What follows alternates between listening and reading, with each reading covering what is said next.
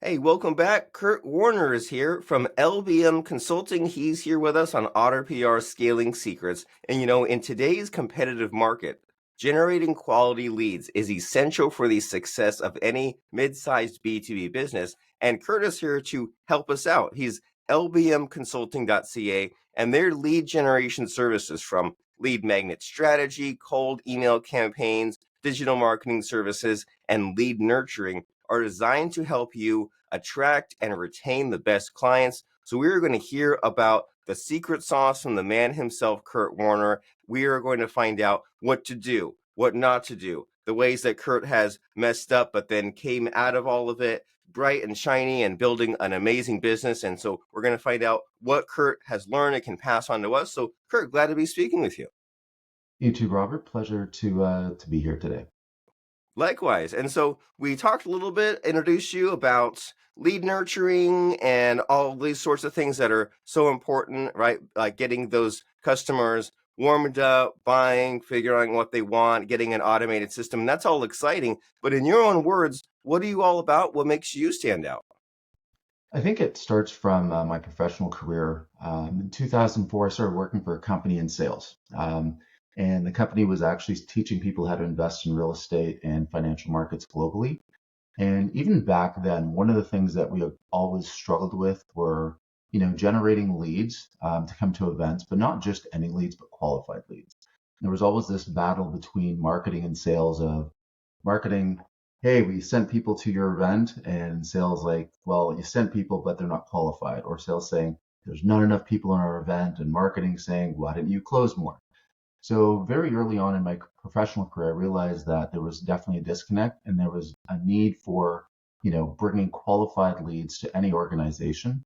So I transitioned actually from sales to marketing and kind of brought that knowledge I had from a sales standpoint into marketing, where the focus was more on providing high quality leads, not just, as we called it, butts and seats for events. So that was kind of my first foray, I guess, into lead generation. It was back in about 2008 when I worked for that company. And, throughout my career, I kind of maintained my connection with marketing and sales and kind of moved up the corporate ladder, so to speak, into a general manager role for that company. And when I transitioned to another business based out of Canada here, I was more in a business development role. So again, connected with marketing and sales. And I remember I was on vacation in November with my partner in Dominican, sipping on a cold drink by the pool, and our CEO sent me a message and said, "Can you give me a quick call?" So I did, and it was in that moment where he said, "I have bad news. The company is shutting down, and we're laying everybody off." So definitely not news you want to hear on vacation, but it was certainly a driving force into creating LBM Consulting. Where I thought, what could I do to parlay my years of experience in lead generation, marketing, and sales, and kind of go off my own. And my mission has always been to help and to teach other people, whether it be through coaching basketball, which I do for my son, or doing consulting in terms of business. I've also done some life coaching as well for people that are struggling to kind of find their way, find the direction. So when I launched LBM Consulting, my goal was to help mid-sized businesses generate leads. And how we do that is through creating cold email campaigns, working with them on developing strong lead magnets to attract potential clients, and then obviously nurturing leads. It's one thing to bring somebody in and make them interested either through a lead magnet to capture their information or through a cold email campaign. But in order to really take that potential lead into somebody that gets to know, like, and trust you and your business, you have to have a strong lead nurturing process. And then you also have to have a team that is, willing and able to reach out to them and create that connection. People don't buy businesses; they buy from people. So, business has to be able to have a kind of a human feel, a human element to it, and also instill that in the people that are doing that initial outreach, and obviously those that are fulfilling, the product or service down the road. Wonderful. And this is all, I mean, I agree with all of it, right? This is all really important stuff. And we need to have that lead magnet. We need to uh, bring people in and nurture them and make sure that we're solving their problems and speaking to them, that they're these kind of pre-qualified people. And having heard all this, I have to know, what does LBM stand for? It's interesting. So when I first started after the company laid everybody off, it stood for Life Balance Mentor because my focus initially was to help individuals kind of find their way and focusing more on entrepreneurs and help them get started. And then as I kind of progressed, I picked up a couple more business clients that already had established businesses. So I was more acting as a business consultant for them. And I really found that, although I love helping people, I didn't want to, listen to people just complain. I wanted to help people that, had a goal, had direction, and just needed a little bit more in terms of how to scale and grow their business. So it kind of transitioned. So I didn't drop the LBM aspect of it. My girlfriend has asked me many times, like, what's it stand for now? I'm like, lead business mastery. I don't know. So I didn't want to drop the name. I liked it, so kind of stuck with it. And maybe at some point down the road, it will kind of hit me in the middle of the night, saying that's what it means. But more than just a name, as I said, any business is about about that human connection. And hopefully that's what I continue to provide to the mid-sized businesses that I'm working with. Wonderful. Well, let's talk about it because you mentioned about this idea of a coach in different aspects, right? You mentioned like a basketball coach and a life coach and a like a business coach. And when you use that word coach, what comes to mind for me is like I get like you and I were talking just before this about like kids sports, right? And Mhm. like I remember like when I was doing baseball, I had a coach say like, "Hey, stand like stand like this, or like have your shoulders this way, or like when you swing the bat, like." Take the step like that. And it's like all these things where if you yourself were trying to figure out this checklist of like the hundreds of things you need to do, like how to stand and how to hold the bat and all this, like you'd never figure it out. It's overwhelming. But then if Mhm. you have your coach kind of look at what you're doing already and say, hey, here's some adjustments, and then you go ahead, like that kind of gets you through. That's a method that otherwise wouldn't work. And likewise, if someone's building a business and they want to nurture their leads, they want to do it a certain way. And they say, hey, here's my plan. Coach says, like, hey, here's something that might need changing, or here's something like you might have like, not thought of, or here's a better way of going about it. And so that's just what comes to mind as far as a coach. And so what is like that process like for you? Like, do you have a fun story to share with us as far as like one of these businesses where like you met with them and like they said like, hey, here's what we want to do nurturing our leads, and you said, hey, do this. Do you have anything fun like that to share with us? Yeah, I'd say actually one of my first clients, business clients that I picked up is a podcast producer. And, when we started, he was about, I think, 6 months in and had a background in kind of broadcasting and journalism and, had a couple clients. And what we really focused on was how do you bring in leads, number one. Because in order to grow, like he was just attending conferences and speaking with people, his focus initially was going to be realtors. So it actually starts when you're looking at what is your ideal customer profile? Every business needs to know, okay, if I take my best customer, my best client, how can I get more of them and who are they? And not so much as what business they're in or how much revenue they generate, how many employees they have, but who are they? What do they do on weekends? What they do in their spare times? How can you actually connect again as an individual with that customer avatar? So we spent some time really developing who that customer avatar was for his podcast business. And then once we developed that, then it was okay, where do these people hang out? And a lot of them were kind of LinkedIn. They attended, podcast conferences, and his customer avatar were more influencers. So we actually put together a plan where he would go out and actually be at places where influencers, spent time, whether that be online or in live events and offline. So once we had them, then it was about nurturing. So he really started with just him and a couple editors. So what we did is actually started to build a team. So I said, okay, you need somebody that is going to do the work you don't like. What don't you like to do in your business? no matter who you are as a founder, CEO, or any kind of high level position with an organization, there are certain things within your role that you don't like. And typically those are roles that can be replaced with somebody that is making, you know, if you're hiring off seas, maybe it's $5, $10 an hour. If you're hiring locally, maybe it's $20 to $30 an hour. So you have to look at offloading those tasks so you can actually focus on growing the business. And you also have to make sure that you're teaching that individual. And typically it's in that kind of customer service role, which is what he did, to actually handle and nurture leads properly. So we created that process for him. We actually launched a cold email campaign for him as well to start reaching out to more people. And then with lead nurturing, developing like a little video that he put on YouTube about the importance of podcasts, how to have great sound, great quality in podcasts, why businesses, influencers need podcasts to help promote their brand, and really became kind of that, go-to person in terms of what is a podcast all about? How can I grow a podcast? How can I start a podcast? So since we started working together, he's actually tripled his business, and that was about a year, almost a year and a half ago. So he's doing extremely well. But I will say, in terms of coaching, no matter what type of coaching or consulting or whatever you want to call it, you're doing, the biggest reward is actually having somebody listen and execute. So you're talking about your baseball coach. If your baseball coach taught you how to swing, and next time you went up to bat, you just kind of threw everything out the window and did it the old way, you're not going to advance.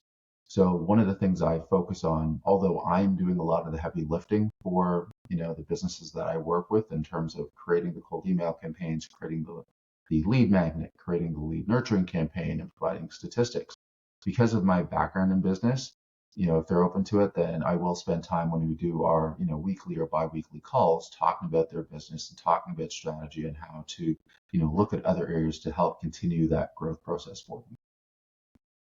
Very cool. They call that being coachable, right? Pulling the rope in the same direction versus like always butting heads and, well, they didn't listen to me with that. They didn't, let's try this instead. Like that seems like a recipe for frustration versus when both sides are working together. You're saying, hey, let's do this. And they do it. And you say, great, now let's do the next thing. And that seems like a lot more fun and a lot more fulfilling. And so I'm digesting these lessons that you have here because they're great lessons, right? And I think that number one is that maybe some business owners just expect the people to find them, right? Maybe they just go to that conference, they just put up that YouTube and say, hey, where are the people at? And you're saying, well, hey, you figure out this type of person that you want and then go to where they're hanging out. So maybe like contact influencers instead. And then also you had your person kind of create the marketing in addition. So it's like they went proactively finding these people, finding these influencers, and then also creating the YouTube video. So that way, if someone finds you that way, or if you meet someone, have that first initial contact, then they do their research, due diligence on you. They say, hey, well, they also have these other pieces of it set up. And also, I think that's huge since this is the Scaling Secrets podcast about not doing everything yourself, which is like such a business owner trap, right? Someone says, hey, maybe I got laid off when I was on that vacation at the Bahamas. I'll show them I'll make my own business. Well, do you really want to build yourself a job, or do you want to create something where you have a team where you do what you're good at and what you like?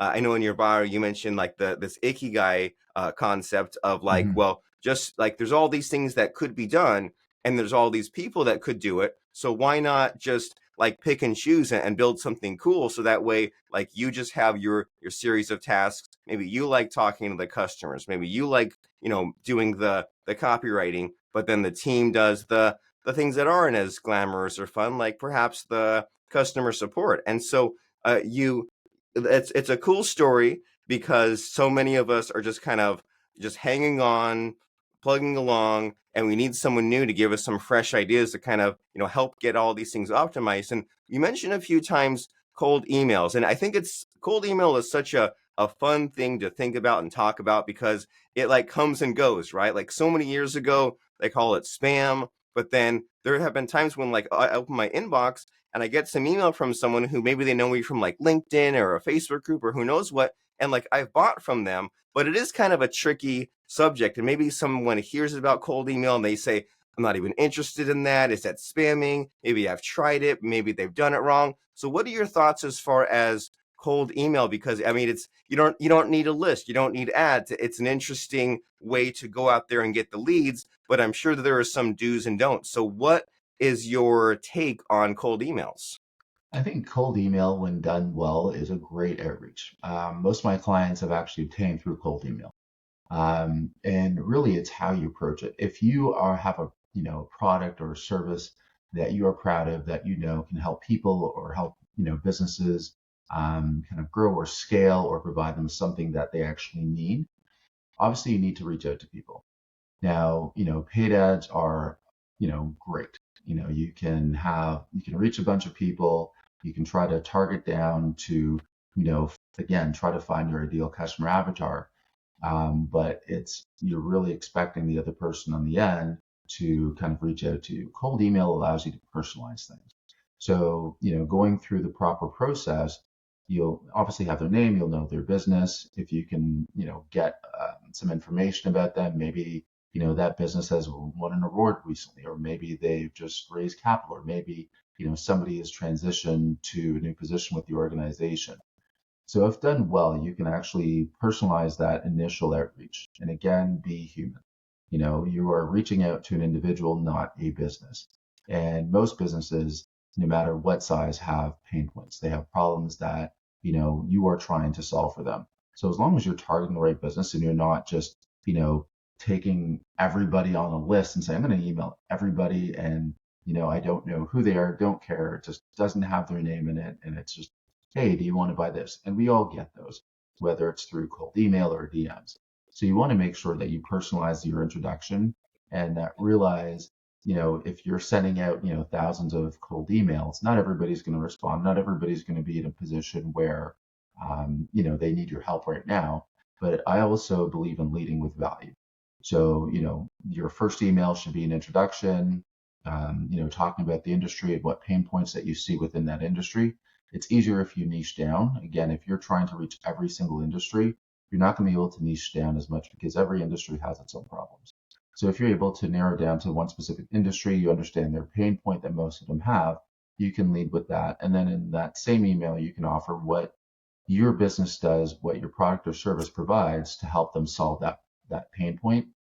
And then usually in, the second and third email, it's just kind of soft. Hey, did you see the first email? And then you want to offer them something of value. Law of reciprocity. I remember how many years ago, probably 15 years ago, maybe a little bit more than that, when I was in Mexico and went on a tour and got off a bus. And, people were outside the bus as we were starting this tour and they're handing us bottles of water. I'm like, oh, this is awesome. I'm getting water. And then the person behind has a hat that they're trying to sell you. Law of reciprocity. It's a lot more difficult to say no to something when somebody gives you something first. So usually within that email sequence, I'll offer like a lead magnet. And yes, it is a lead magnet. I want to, for them to raise their hand and say, hey, yes, I'm interested in, what you're saying.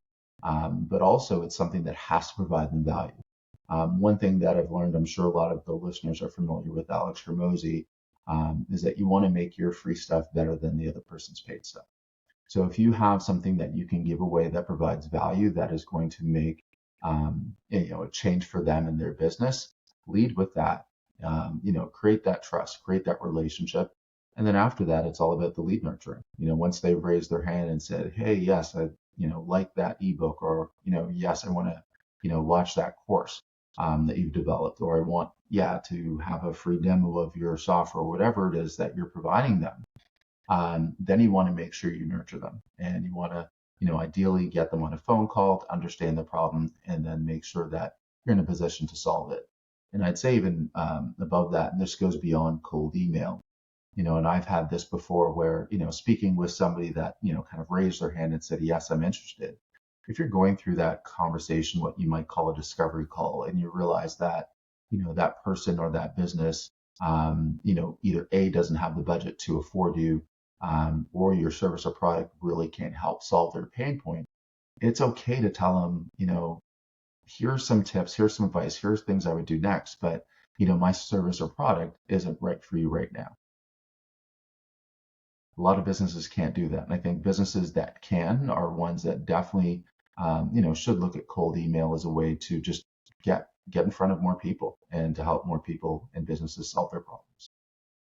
Very logical and very doable and useful. So you're saying that if someone is maybe has the wrong idea about cold email or they're hesitating, what you're saying is that the customization is really important and the targeting is as well. So it's like don't just blast it, figure out who really needs what you provide, figure out who's a good fit, and then also don't just blast them, but like look at their company, look at their LinkedIn, look at what they're doing and Mhm. spend I mean, and it sure is there is some work involved, but that's why you have your team. And it can be in this day and age with the social media and the LinkedIn's and the YouTube, you can do your research in just like a few minutes per lead and just get the conversation started. And you mentioned in there to and like provide value and follow up and then see if it leads to a call and just like do all this nurturing that you're talking about and get them to that point where you see if it's a relationship that can work, and if not, then it doesn't have to be a fit and it's like a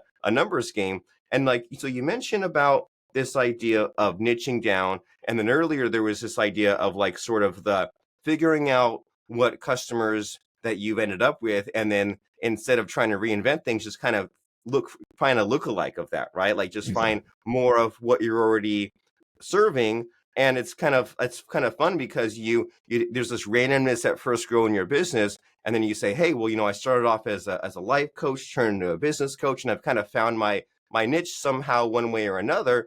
And so for some reason people like me, this is what I end up getting, so I'll just get more of that. And so what has your niche turned into? Like you've mentioned about like real estate and podcast producer, like is there like a way to encapsulate the type of people you serve?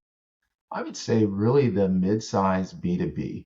B2C, yeah, again, I've been in that world, can be a challenge, for sure. I find B2B, when you have a product or service where you're targeting, businesses, typically they will have a budget for, what you're selling in some shape or form. So now it's a matter of, are you the right company that they kind of trust to, for them to allocate that part of their budget towards.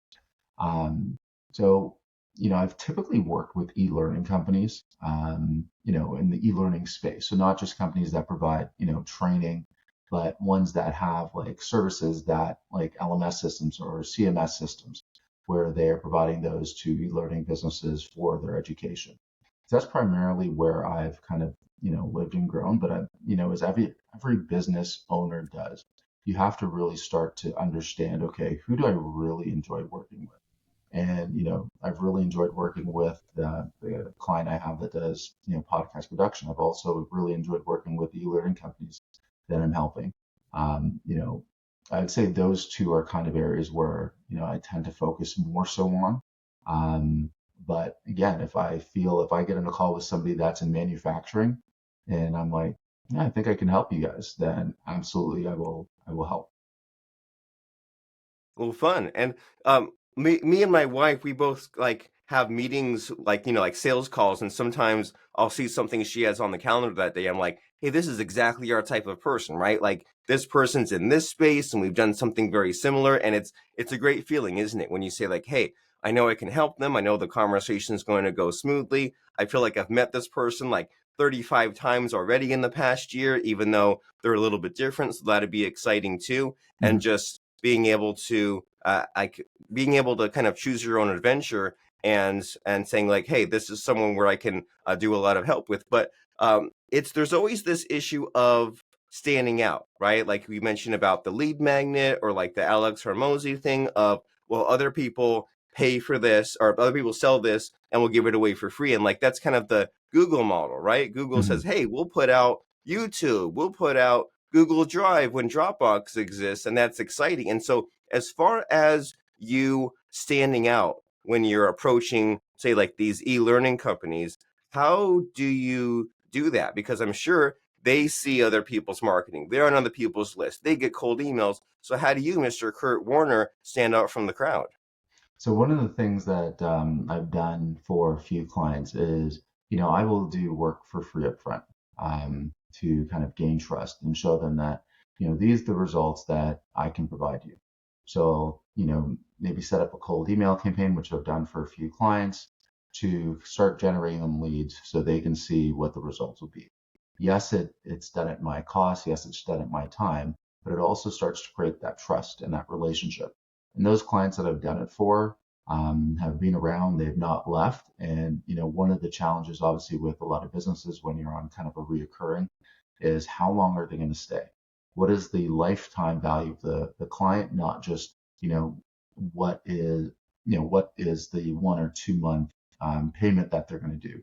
You're better off charging a little bit more, charging a premium, but building that relationship by doing some of the upfront work where they're staying with you for 12 months, 18 months. So far today, I've not, knocking wood, lost a client. And I think part of it is doing some of that upfront work, building that relationship, spending the time to actually understand their business.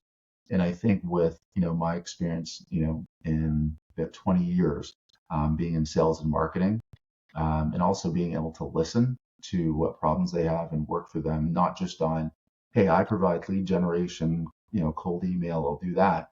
But if they have another problem in their business that, either, hey, I've gone through, or I have a client that's gone through, or I've seen, then I will definitely share that. Like I was, working last night and I came across a site and I sent a WhatsApp message to the podcast producer, for example, I'm like, hey, I think we can leverage this site somehow. Let's, go over it during our next call. I didn't have to spend time doing that for him, right? But it's those little additional things that you do that help you stand out from competitors. Some competitors, just look at you as a number. And if you, again, going back to being human, if you look at every client that you have as a person, as an individual, and figuring out how I can truly help them and create that relationship, then you will definitely stand out from your competition. Wonderful. And I like how the thinking here it looks at the humanity of it plus the mathematics, right? Like the human side of it is what am I going to do outside the box, help someone out, do the work up front, and then the math equation are those things you mentioned like the lifetime value and like is this worth my while? Is this something that is it worth like doing all this stuff up front if I know that it will then convert into money?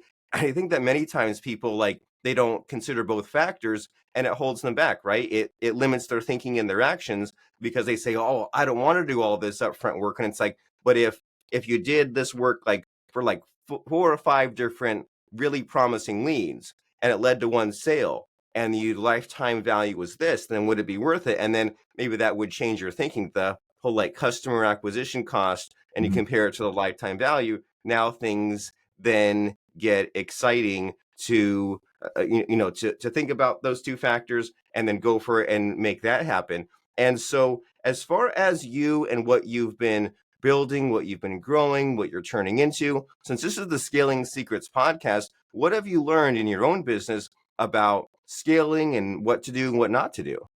Um, Again, I listen to a lot of Alex Ramosi, and one thing that has always resonated with me that he says is volume negates luck.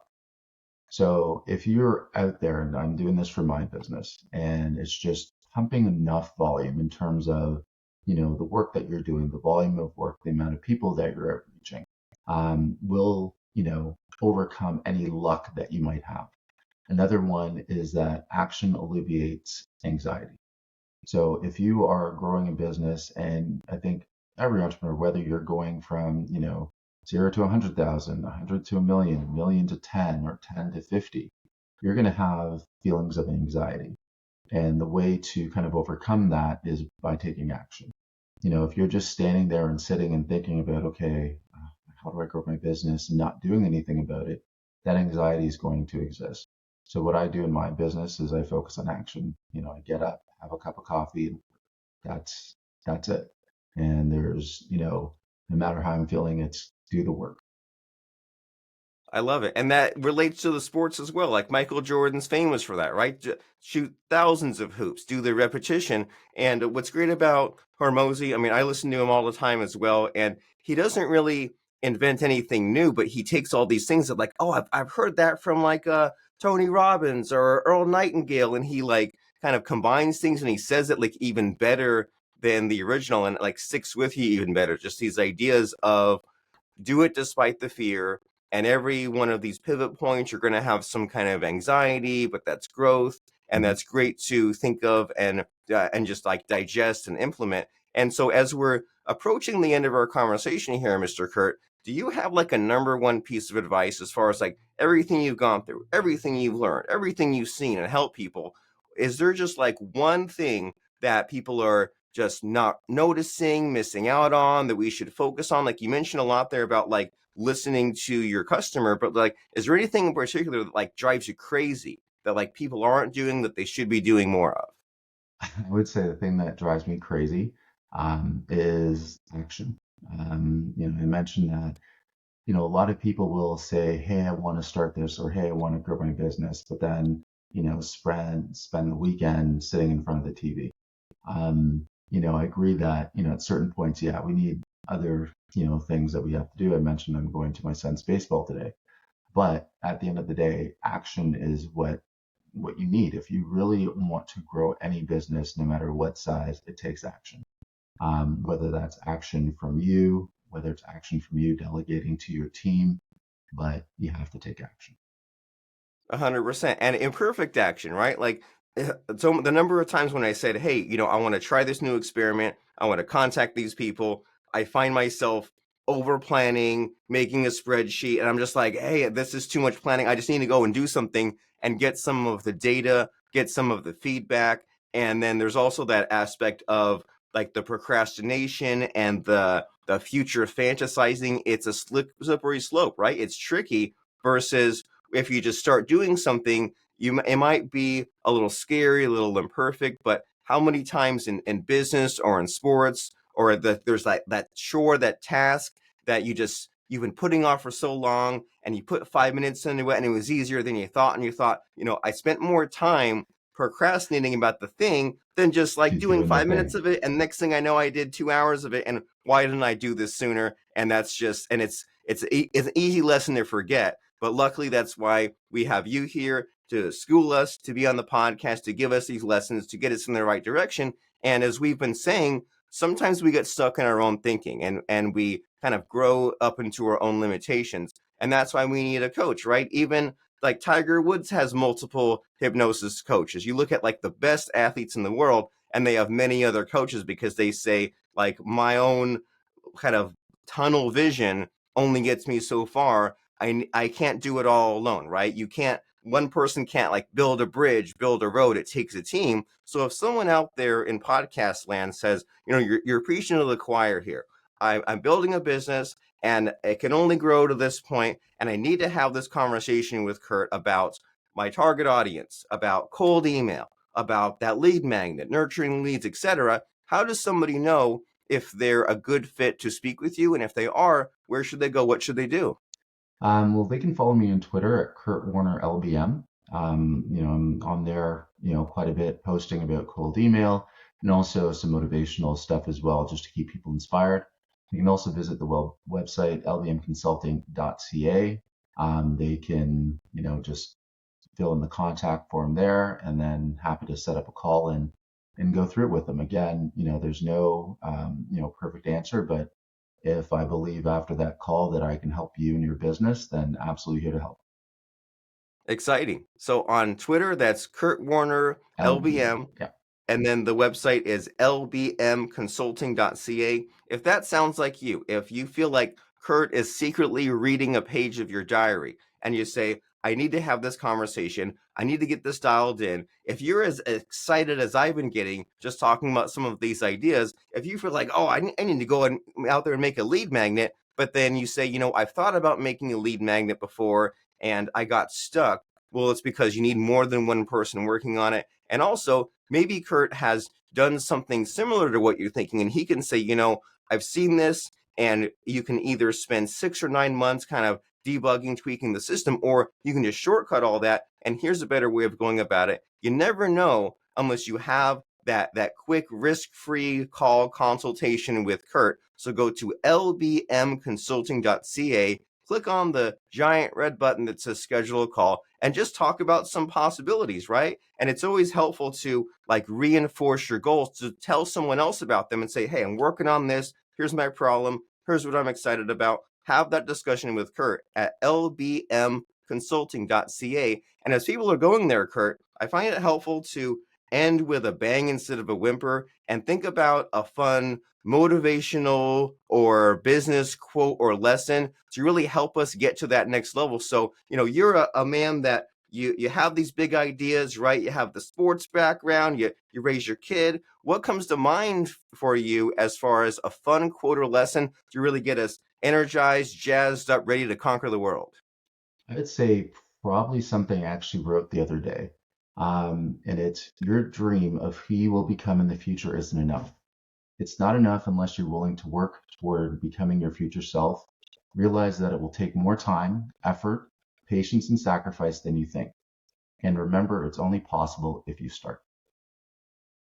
I love it. There's so much in there, right? It's not just the dream, it's the work, it's the time, it's the sacrifice. So go out there, do it right now. lbmconsulting.ca. Have the dream, do the work, put in the time, and be prepared for the sacrifice, especially it being a lot harder than you expected. But that's okay. Anything in life, whether you're getting in shape, figuring out a sport, developing a skill, it always takes more than you expected. But at the finish line, once you get some of that figured out, it's very rewarding to create a business where you can have freedom and fulfillment and happiness and all those other things. So Kurt Warner from lbmconsulting.ca. Go there now, schedule a call, talk to Kurt. You'll love it. And thank you very much, Kurt, for stopping by, demonstrating some value, as you said, is so important to help people out, give them that starting point. I really appreciate you being here, taking the time and doing it. Thank you very much, Robert, for having me.